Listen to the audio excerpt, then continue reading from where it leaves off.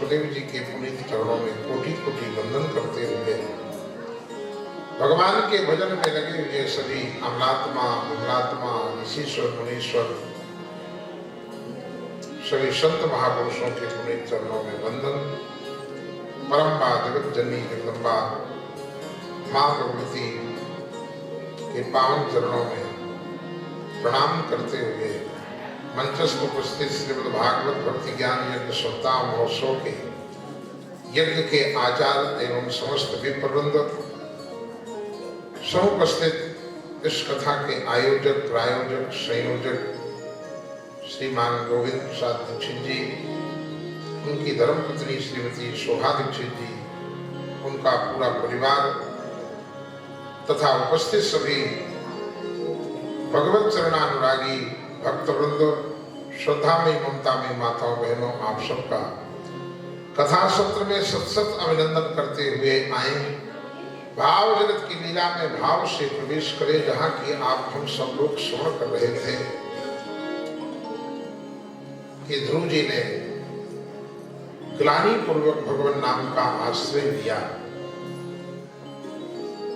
और ध्रुव को भगवान ने अचल पद की प्राप्ति, परम भागवत ध्रुव जी को अचल पद की प्राप्ति हो गई। आज भी प्रमाण है, ध्रुव तारा स्थिर रहता है एक जगह, सप्तऋषि मंडल परिक्रमा करते।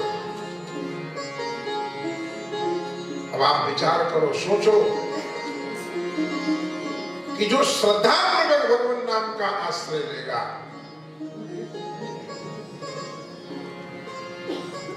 उस पर भगवान को देने के लिए कुछ नहीं रह जाता। जब ग्लानि पूर्वक नाम जपने वाले को अचल पद की प्राप्ति करा दी, तो श्रद्धा पूर्वक जो नाम लेता है उसके देने के लिए भगवान के पास कुछ नहीं रहता। फिर क्या करें? कुछ तो करना पड़ेगा। तो क्या करते हैं? तो भगवान कहते हैं अब मैं तेरा हो गया।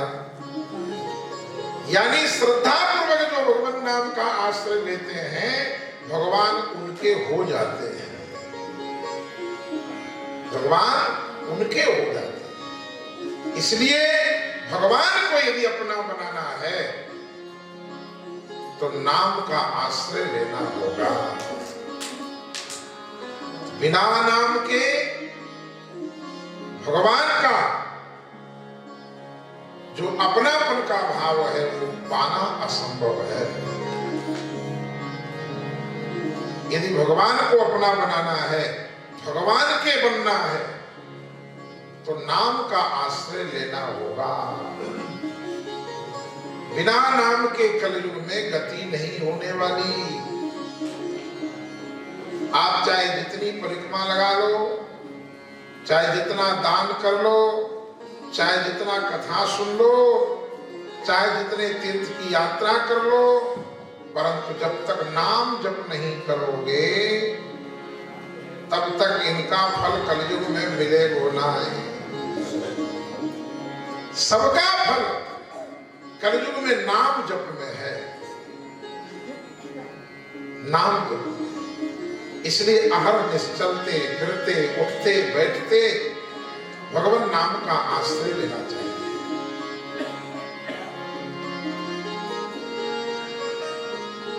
नाम की कलयुग में विशेष महिमा है। अन्य युगों में पृथक पृथक महिमा थी। सतयुग में ध्यान की महिमा थी, त्रेता में यज्ञ की महिमा थी, द्वापर में भगवान की पूजन की महिमा थी। कलयुग में नाम की महिमा है।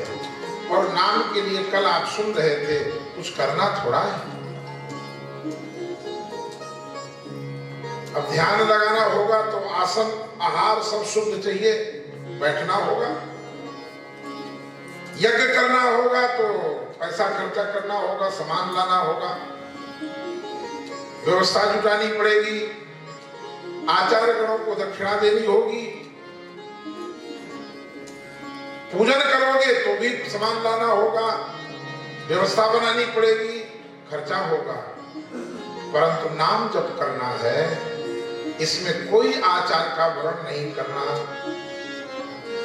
कुछ भी सामान नहीं लाना बाजार से खरीद कर, और बैठना भी नहीं है। आप रसोई में रोटी बनाओ, आप घर में झाड़ू लगाओ, आप जो भी सेवा करो, आप यात्रा में जाओ तो नाम जप कर सकते हैं, क्योंकि नाम जप तो जिह्वा से होगा, और जिह्वा परमात्मा ने सबको प्रदान कर रखी है, सबको दे रखी है। पर देखो, पढ़ना लिखना सहज है, फिर आओ चारों धाम, सबसे करो परशुराम, ये राम भजन को काम।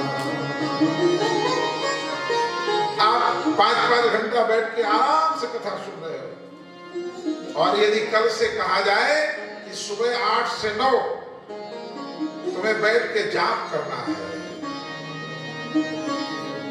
तो मन बहाना करने लगेगा, और यदि आ भी जाओगे, बैठ भी जाओगे, तो 1-2 माला जाप करने के बाद लगेगा बहुत हो गया, कल करेंगे।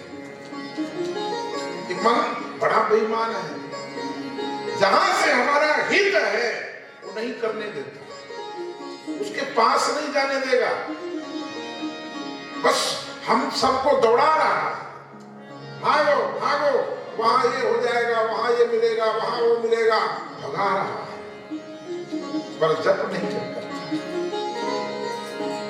और बिना जप के, बिना नाम जप के कलयुगी प्राणी का निस्तार नहीं होगा। इसलिए आप सब लोग प्रबुद्ध हैं, आते जाते उठते बैठते थोड़ा बहुत भी भगवान नाम का मुख से उच्चारण हो जाए, सीताराम सीताराम, राधे श्याम राधे श्याम।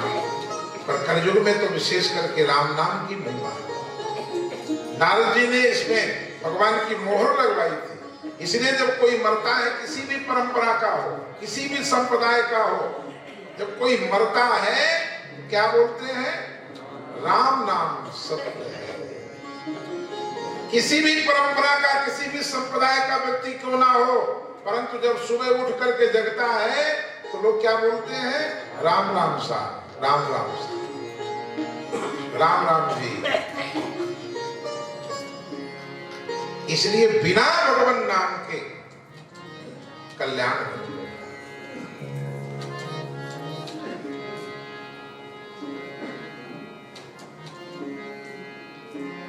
ध्रुव जी ने ग्लानि पूर्वक भगवान नाम का आश्रय लिया तो अचल पद की प्राप्ति हो गई।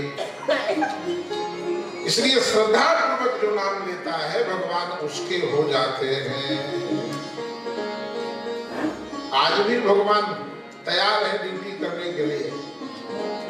वर्तमान में आप कितने भक्तों की कथाएं हैं कि भगवान आकर के उनके साथ में घर की टहल कराते थे, किसी का हल हाँकते थे, किसी की सेवा करते थे। तो क्या हमारे साथ में भगवान हमारा सहयोग नहीं करेंगे? जरूर करेंगे, परंतु उसके लिए नाम जप करना पड़ेगा।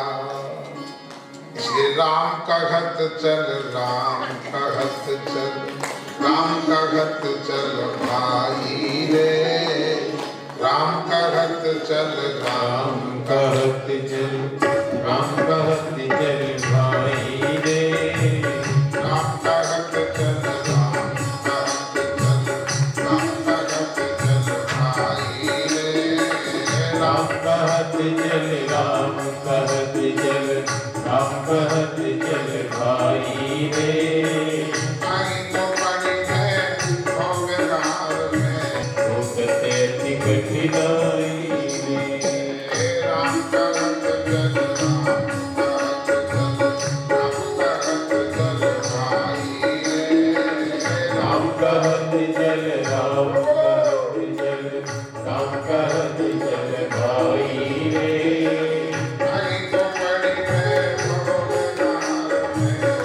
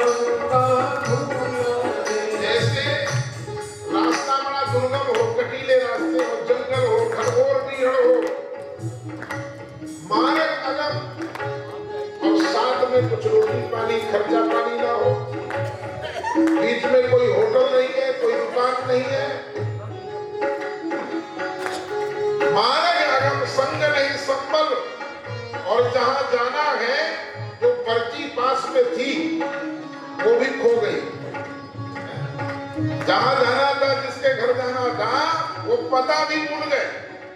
अब विचार करो, ऐसा यदि किसी के जीवन में हुआ होगा तो वो समझ सकते। जहां जाना है बड़ा कठिन है रास्ता, बड़ी कठिन है डगर पनघट की,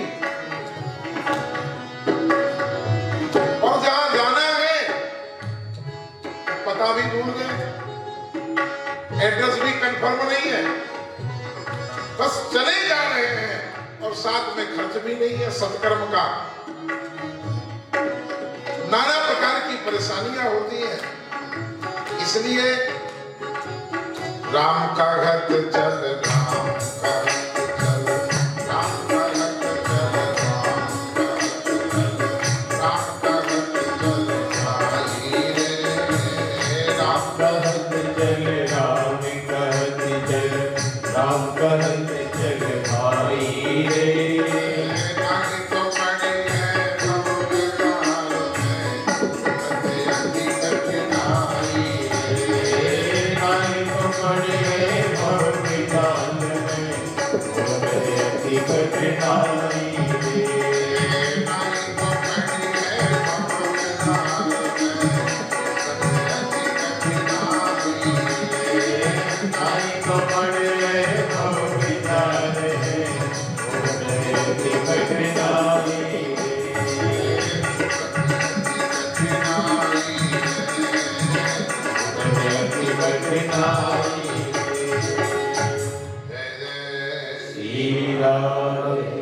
अगले क्रम में ध्रुव जी के वंश में आगे चल करके अंग नाम के राजा हुए। महान दानी थे।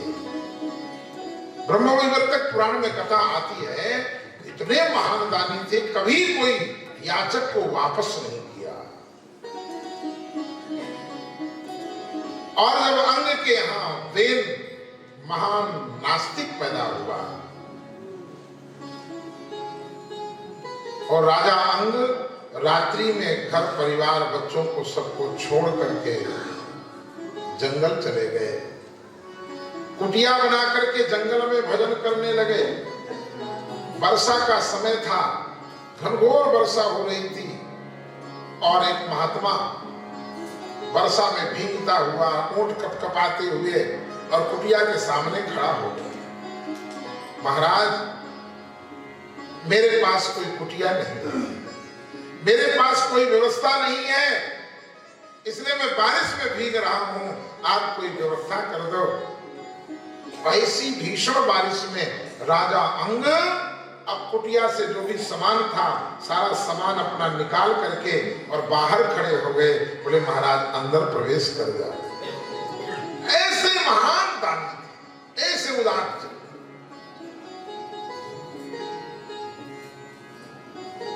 और वेद नास्तिक कारण घर में जब प्रतिकूलता आ जाए और सुलझाने पर ना सुलझे, तब समझ लेना चाहिए कि वो तुमको बुला रहा है अपने पास। वैसे तो तुम जाओगे नहीं, जब वो अपने पास बुलाता है तब वो प्रतिकूलता पैदा कर देता है। जिनसे आसक्ति होती है, जिन पर मोह होता है, और वो प्रतिकूल हो जाते हैं। और जब वो प्रतिकूल हो जाते हैं तब समझ लेना चाहिए कि अब भगवान तुमको अपनी तरफ बुला रहा है कि मुझ में मन लगाओ, संसार में मन लगाने से कोई फायदा ना है, अब इधर आ जाओ। और इतना कुछ झेलने के बाद भी जीव धक्का खाता रहता है। बच्चे अपमान करते हैं, घर से बाहर निकाल देते हैं, 2 दिन रिश्तेदारी में घूम के फिर पहुंच जाता है। तो कोई बिरला है कि जिसे राम की शरण नजर आती है। जब रावण ने विभीषण को लात मारा, देखिए मोह कितना खतरनाक होता है। विभीषण अनन्य भक्त था राम का, तिहि मांगस भगवंत पद। जब ब्रह्मा और शिव वरदान देने के लिए आए तीनों भाइयों को, रावण को, कुंभकर्ण को, विभीषण को, तो विभीषण ने भगवान की भक्ति मांगी थी और इतना अनन्य भक्त होने के बाद भी मोह कितना खतरनाक होता है, राम के पास नहीं जा पाया।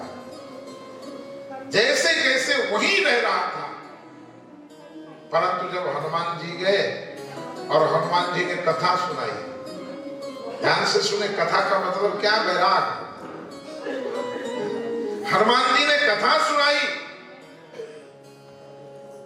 और जब हनुमान जी ने कथा सुना दी, शरणागत की महिमा बताई, यहां तक कह दिया कि देखो तो हम कितने अधम हैं। प्रातले जो नाम हमारा, ये हनुमान जी ने दैनता प्रकट की है कि हम ऐसे निकम्मे हैं कि सुबह सुबह मुख देखना नहीं, कोई नाम ले ले तो उसको रोटी नहीं मिलती। या तो संसार में कहावत है ना कि न जाने आज किसका मुख देख लिया, आज तो खाना भोजन नहीं मिल रहा। तो मुख देखना तो एक सामान्य बात है, हनुमान जी कहते केवल हमारा नाम ले ले कोई, और इस पर भावों से अलग अलग अर्थ किए गए, पर सच बात यह है कि हनुमान जी ने अपनी दीनता प्रकट की है। और हमको भी वो शांताकारम है, शांतम शाश्वतम प्रमेय मनघम निर्वाण शांति प्रदम है, और हम अशांति प्रद हैं। कपि चंचल सबही विदहीना, वो सबको शांति देते हैं, शांत रहते हैं, और हम सबको चंचल करते हैं और चंचल रहते हैं। बंदर बड़ा चंचल होता है। अभी एक बंदर यहाँ आ जाए इतने लोगों के बीच में, ये तो क्या मुझे दीनगी भगवन संभालो, ये तो क्या होगा।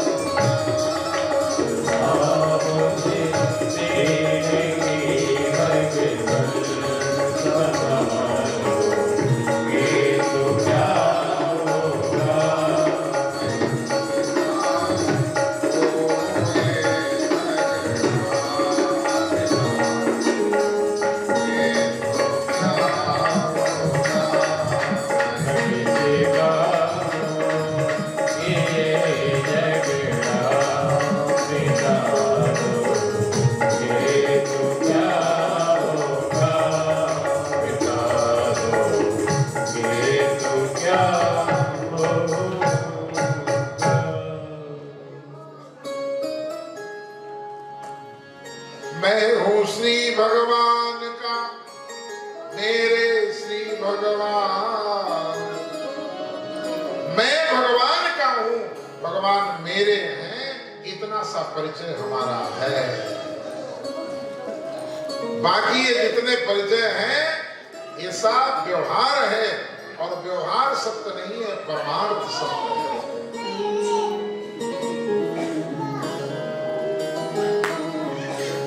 अगले क्रम में परीक्षित जी ने सुखदेव जी से प्रश्न किया पंचम स्कंद में, प्रियव्रतो भागवत आत्मा राम कथम मुने ग्रहेण मतयन्मूलः कर्म बंध पराभव। गुरु जी, प्रियव्रत जी तो परम भागवत थे, आत्मा राम थे, और उन्होंने विरक्ति के बाद गृहस्थी कैसे स्वीकार किया? गृहस्थी के बाद विरक्ति, और विरक्ति लेने के बाद फिर गृहस्थी में आना, ये बात कुछ समझ में नहीं आती। सुखदेव जी ने कहा, राजन, जिसका मन कच्चा है, बने विदोषा प्रभवन्ति रागिणः, जिसका मन कच्चा है तो सब कुछ त्यागने के बाद यदि जंगल में भी चला जाएगा तो वहां भी उसके अंदर दोष पैदा हो जाएंगे, और यदि मन पक्का है तो संसार में रह करके भी संसार उसके अंदर प्रवेश नहीं कर पाएगा। जो रहीम उत्तम प्रकृति का करी सके कुसंग, चंदन विष व्यापे नहीं लिपटे रहत भोजन। दारू के ठेका में नौकरी करने वाला व्यक्ति एक बूंद भी जिंदगी पर्यंत दारू को स्पर्श नहीं किया, एक बूंद भी नहीं लिया। क्यों? क्योंकि उसका मन पक्का था। और जिसका मन कच्चा है, कमरे के अंदर बंद कर दो, वो कमरे के अंदर से मोबाइल से ऑनलाइन मंगा लेता है। आज का बड़ी विचित्र स्थिति है। अभी एक वृंदावन में एक सज्जन थे, जन्माष्टमी महोत्सव में वो उपस्थित हुए, वो एकदम सबको बड़ी पीड़ा हुई। फिर उनके पिताजी बेचारे आए, बड़े रोए गाए, तुम्हारे माहेश्वर धाम के त्रिशूल बाबा। फिर नशा मुक्ति केंद्र में जबरदस्ती ले जाकर के उनको भर्ती करा दिया गया। 2-3 महीने हो गए। 2-3 महीने के बाद जब पूछा गया कि अब तो छोड़ दोगे, बोले ये बात तो मेरा मोबाइल बताएगा, मैं मोबाइल से पूछूंगा, और मोबाइल बताएगा कि छोड़ दूंगा कि नहीं छोड़ूंगा। उसका मतलब ये था कि मैं ऑनलाइन बुक करूंगा, मिल जाएगी तो ठीक है, नहीं मिलेगी तो छोड़ दूंगा।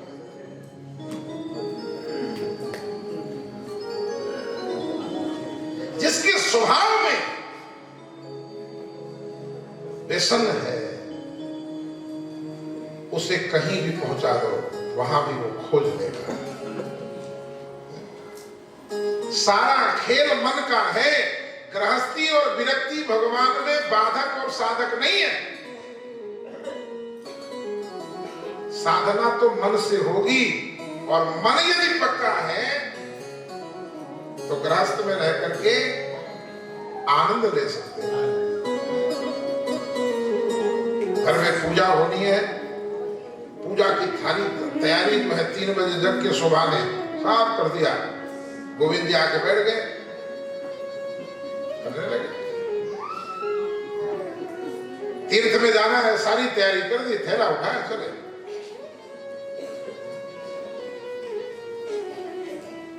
भजन, पूजा, पाठ, कथा, कीर्तन ये मन का विषय है।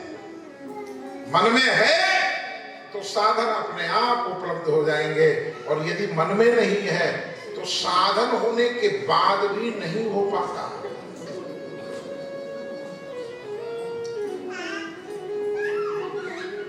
जब गंगापुर सिटी में पहली कथा हुई थी, वो इस समय ऑडिटर साहब नहीं रहे, शिवम पैलेस में, उस कथा में एक सज्जन मिले थे, क्या पता वो यहाँ भी बैठे हों, बुजुर्ग थे, बड़े संगीत के जानकार व्यक्ति थे, खूब आनंद से कथा सुनते थे। और जब भी हम कथा में आए, जहां भी गंगापुर सिटी में, जब भी महाराज जी बस एक कथा आपको करनी है, मुझे सुनना है, और बस सब व्यवस्था हो रही है, मैं आपको फोन करूंगा, जैसे हम चले जाएं, उसके बाद फिर जब आए तो फिर वही, संभव नहीं हुआ, संभव नहीं हो पाया।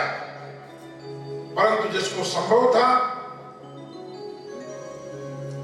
गोविंद जी से फोन में बात हुई, कथा में आए थे तो नारियल भी यही, ठाकुर ने सब कुछ सुलभ करा दिया, कार्ड लेकर के भी गोवर्धन जाने वाले थे, कि राजी ने कहा तुम इधर की व्यवस्था देखो, वो भी नहीं आ पाया। क्या है, आपको सब सुलभ कर दिया, और सहज में बैठ करके आप कथा सुनो, क्योंकि जब मन पक्का होता है तो साधन अपने आप सहज में सुलभ हो जाते हैं, और मन जब कच्चा होता है तो साधन जुटाने के बाद भी व्यवस्था नहीं बनती। इसलिए मन को पक्का बनाओ। मन ही मिलावे राम ते, मन ही कराए फजीत, मन के हारे हार है, मन के जीते जी। सारा खेल मन का है, और इन सभी साधनों का जो लाभ है वो मन को अनुकूल करना है। भजन करते करते 40 साल हो गए और मन में कोई परिवर्तन नहीं आया, तो इसका मतलब भजन में गड़बड़ी है। मन को साधने के लिए ये सुमिरन किया जाता है, और जब मन सज जाएगा तो भगवान तो सामने है। जैसे पानी जब तक लहर चलती है, झांको तो उसमें स्वरूप नजर नहीं आता, परंतु पानी जैसे शांत हो जाता है, और जब झांकोगे तो स्वरूप का दर्शन हो जाता है। ऐसे ही ये मन है।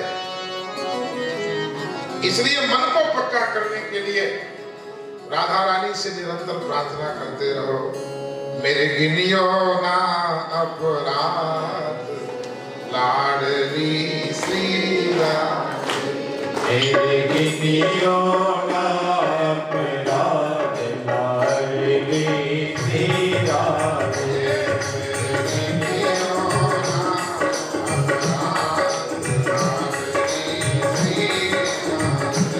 मेरे गिनियो ना अपराध लाडली श्री राधे, लाडली श्री राधे, लाडली श्री राधे।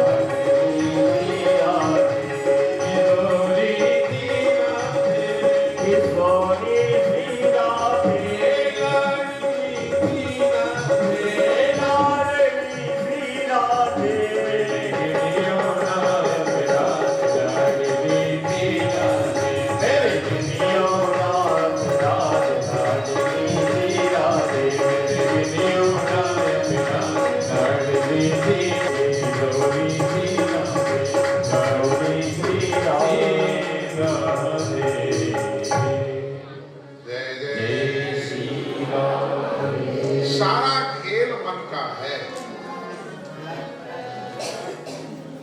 मेले में अकेला और अकेले में मेला, ये दो पद्धति है।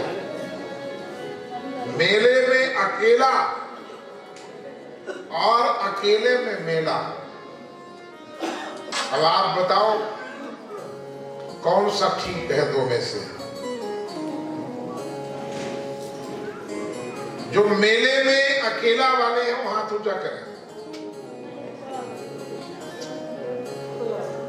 जो अकेले में मेला वाले हैं वो हाथ ऊंचा करें।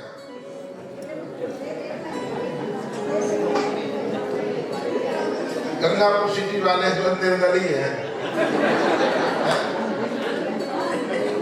निर्दलीय लोग हैं ये, पर निर्दलीय होकर के निर्दलीय प्रत्याशी को हरा दिए। जब निर्दलीय हो, पहले भी निर्दलीय जीता था, इस बार भी निर्दलीय को जिताना था। पर आप लोग पता नहीं निर्दलीय से भी कहीं कोई दूसरी स्थिति तो ना है।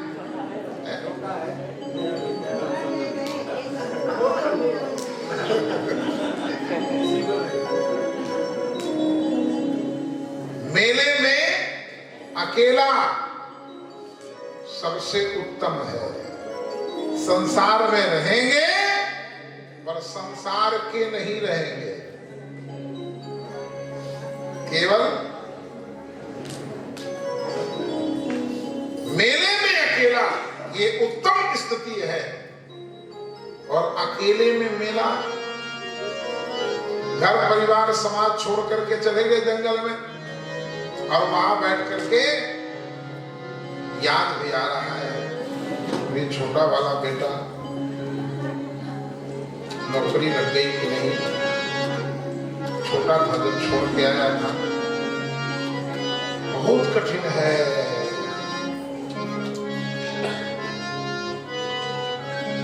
अकेले में जो मेला है ये बहुत खतरनाक है। जैसे नाव में पानी, नाव में पानी, जब नाव के अंदर पानी आ जाएगा तो खतरा है डूबने का। पर पानी में नाव, ये तो पार जाने का रास्ता है। नाव तो हमेशा पानी में चलती है, पर नाव में पानी आ जाए तो मामला गड़बड़ हो जाएगा। इसलिए संसार में रहना है कि रहने के लिए संसार चाहिए। भजन मनुष्य तन से होगा और मनुष्य लोक में होगा, स्वर्ग में भी नहीं होगा। तो संसार में रहना है, पर संसार को अंदर नहीं आने देना। यदि संसार अंदर घुस जाएगा तो ये डुबो देगा।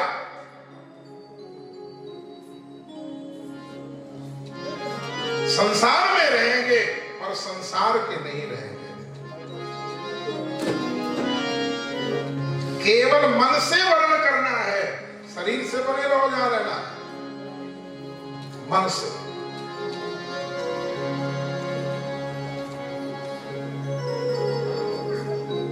केवल मन से वर्ण करना है।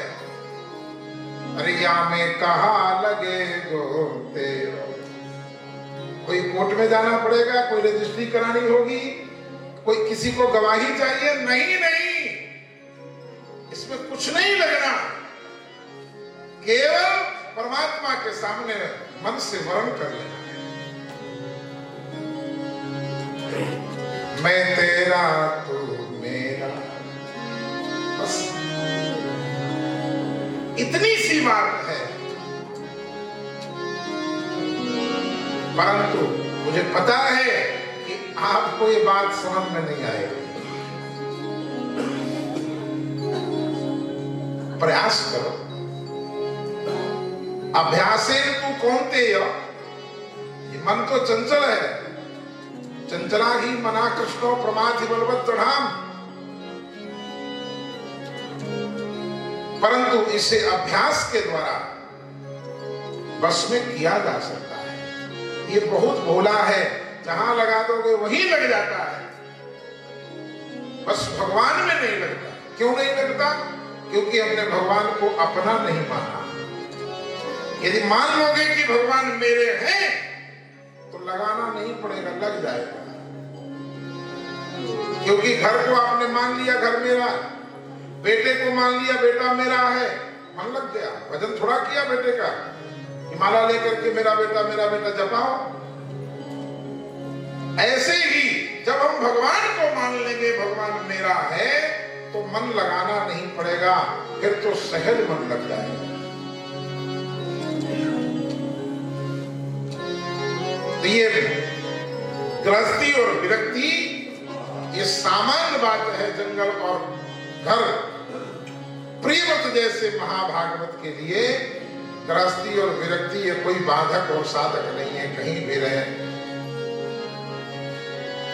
अगले क्रम में प्रियव्रत जी के पुत्र अग्नीत के पूर्वजित अप्सरा से 9 पुत्रों का जन्म और अग्नीत के पुत्र नाभीस के राजभवन में भगवान ऋषभ का प्रादुर्भाव। बोलिए ऋषभदेव भगवान की। 24 अवतारों में से एक अवतार है। जैन संप्रदाय के आदि तीर्थंकर माने जाते हैं। जैन संप्रदाय का शुभारंभ ऋषभदेव भगवान से हुआ। ऋषभदेव जी के 100 बेटे थे, धृतराष्ट्र के भी 100 बेटे थे, और धृतराष्ट्र के बेटों का कोई नाम नहीं लेता, पर ऋषभदेव जी के बेटे के नाम से देश का नाम भारत था। बड़े बेटे का नाम भरत था। इतने प्रतापी थे। ऐसा कैसे हुआ? बोले बचपन में उन्होंने भगवत धर्म का उपदेश दिया। बचपन को संभाल लो, बचपन अपने आप मंगलमय हो जाएगा। और यदि बचपन बिगड़ गया तो फिर 55 में भजन नहीं होने वाला है। बिना वर्षा के चौपट फसल हो गई, फिर घटा का बरसना नहीं।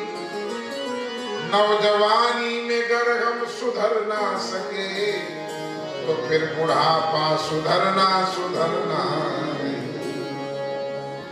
कैसे होगी भली या बुरी तब नजर, आंख से जब दिखाएगी पढ़ना नहीं।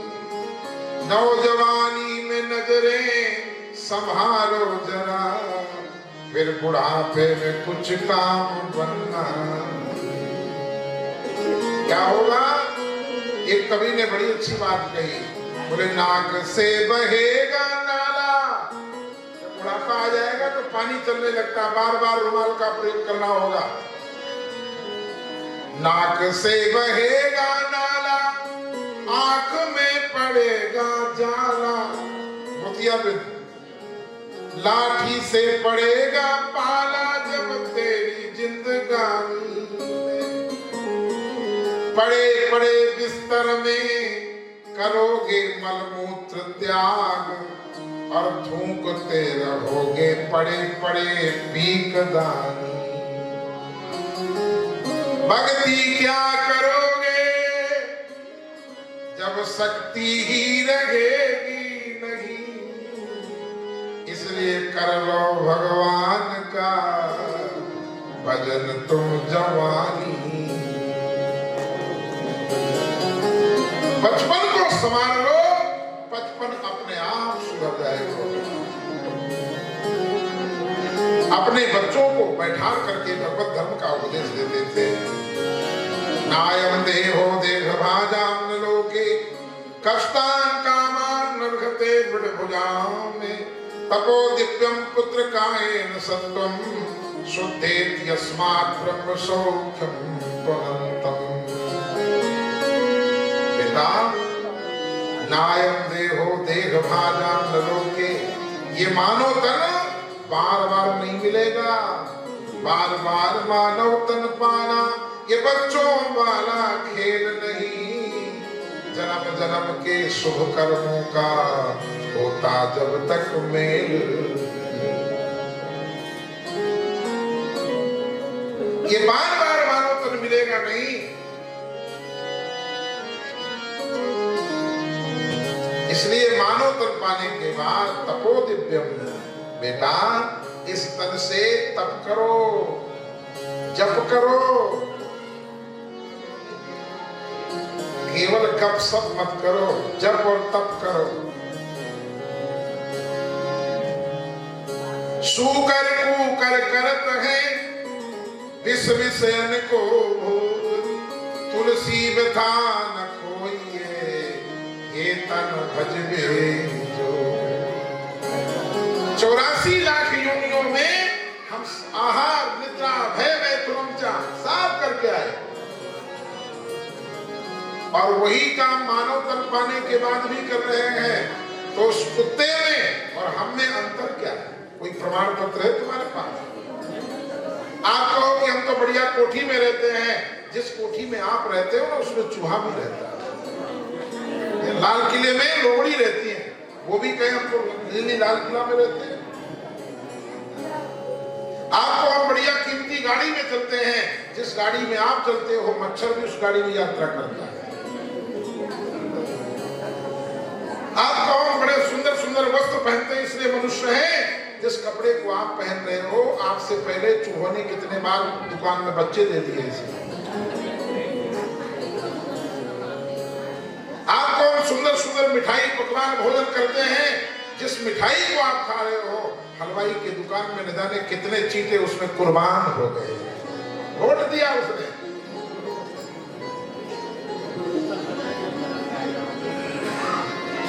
यही तन कर फल विषय न भाई। क्या प्रमाण है? ये प्रमाण है, ये प्रमाण है कि हम मनुष्य हैं, बाकी कोई भी प्रमाण नहीं। और मानव तन पा करके यदि सत्संग नहीं हुआ, भजन नहीं हुआ, सेवा नहीं हुई, दान नहीं हुआ, सत्कर्म नहीं हुआ, तो फिर गोस्वामी जी कविता बनी में कह रहे तिन ते खर सूकर स्वान भले, जड़ता बस जे न कहे कछुए। अरे हम लोगों से अच्छा कुत्ता है, कम से कम झूठ तो नहीं बोलता। हम लोग कीमती कीमती कपड़े पहन करके दिन रात झूठ बोलते हैं। वो गधा ठीक है, कम से कम एकदम झूठ तो नहीं बोलता, क्योंकि झूठ साच बराबर तप नहीं, झूठ बराबर पाप। जाके हृदय साच है, ताके हृदय आप। क्योंकि सत्य ही नारायण है और नारायण ही सत्य है। पूज्यपाद डोंगरी जी महाराज वर्णन करते थे कथाओं में कि एक बार व्यक्ति यदि झूठ बोलता है, दिन में एक बार भी यदि कोई झूठ बोल लेता है तो उसका 40 दिन का सत्कर्म नष्ट हो जाता है। और जो दिन में 40 बार झूठ बोलेगो वाको का होएगो वही तो जाने। इसलिए भैया यदि समय बीत गया धोखे से तो परिणाम न जाने क्या होगा। यदि समय बीत गया धोखे से परिणाम न जाने क्या होगा। यदि समय बीत गया धोखे से परिणाम न जाने क्या होगा। यदि समय बीत गया धोखे से परिणाम न जाने क्या होगा। यदि समय बीत गया धोखे से परिणाम न जाने क्या होगा। यदि समय बीत गया धोखे से परिणाम न जाने क्या होगा। जब समय आखिरी आएगा भगवान ही जाने क्या होगा। जब समय आखिरी आएगा भगवान ही जाने क्या होगा। जब समय बीत गया धोखे से परिणाम न जाने क्या होगा। जब समय बीत गया धोखे से परिणाम न जाने क्या होगा।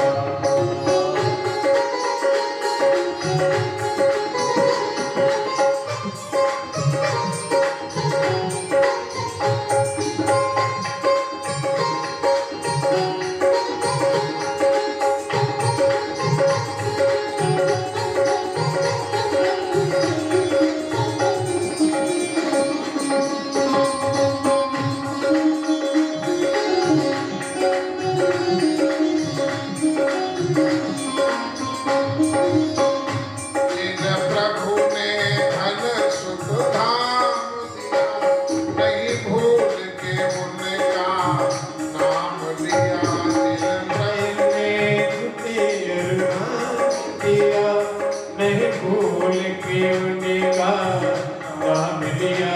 जिन प्रभु ने धन सुख धाम दिया, नहीं भूल के उनका नाम लिया। जिन प्रभु ने धन सुख भाव दिया नहीं भूल के उनका नाम लिया। वृंदावन गंदा काम किया, परिणाम न जाने क्या होगा। वृंदावन गंदा काम किया परिणाम न जाने क्या होगा। जब समय आखिरी आएगा भगवान ही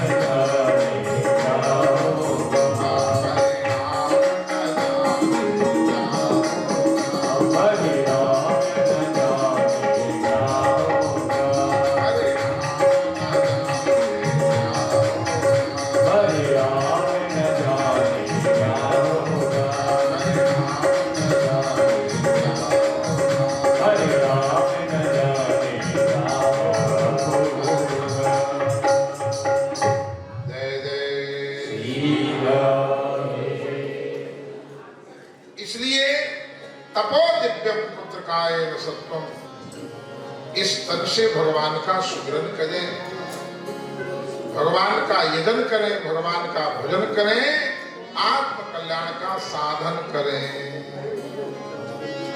और आत्म कल्याण के साधन में, भगवान के साधन में जो बाधा उत्पन्न करे, भगवान के भजन में जो बाधा उत्पन्न करे, उसका त्याग करने में एक क्षण नहीं लगाना चाहिए।